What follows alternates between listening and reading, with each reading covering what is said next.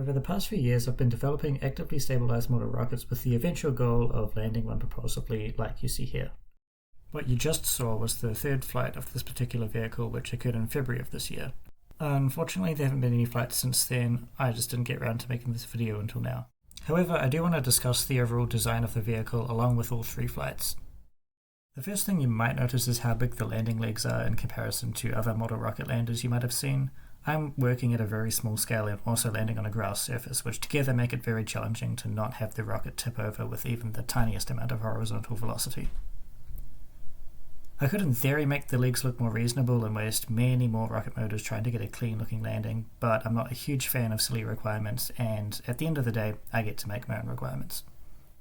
Much like Lambda E, Vesta II has some sections printed out of TPU 98A, which, as you'll see shortly, is a great material for parts subject to high impact loads. The middle of the vehicle is a simple BT-70 cardboard airframe, and the landing legs are made from 3mm carbon fiber rods. To simulate the flight profile, I had the flight computer communicate with a simulation made in Unity 3D over serial so that I could verify that the flight software was all working as it was supposed to. Before the first flight, I had no idea what the vehicle's drag coefficient would be on descent, so the primary goal was to gather data to help my simulations match reality.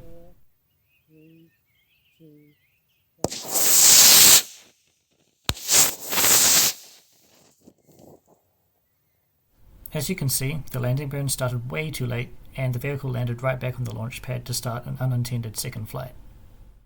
A few of the landing leg struts did pop out of the sockets from the impact, but because they're a simple friction fit, they were easy to reinsert. Despite the rough landing, it did manage to stay upright, so yeah, perhaps I could have made the legs a bit smaller.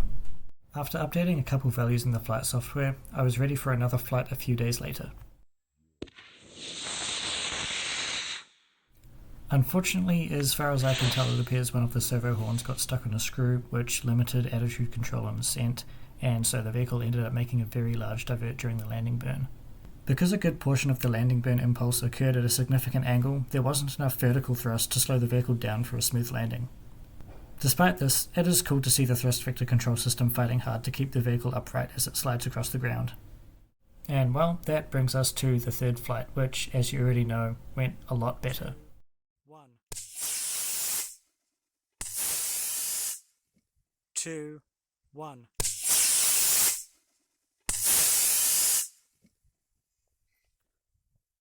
Here you can see the data from this flight. The green line shows the raw barometer altitude reading, and the orange and blue lines are the altitude Kalman filter position and velocity respectively.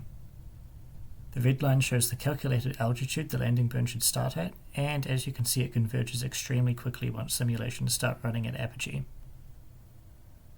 Overall, I've learned quite a lot from this project. I'm not sure what I'll do next, but whatever that may be, I'll be sure to post it here. Thank you for watching, and I'll see you next time.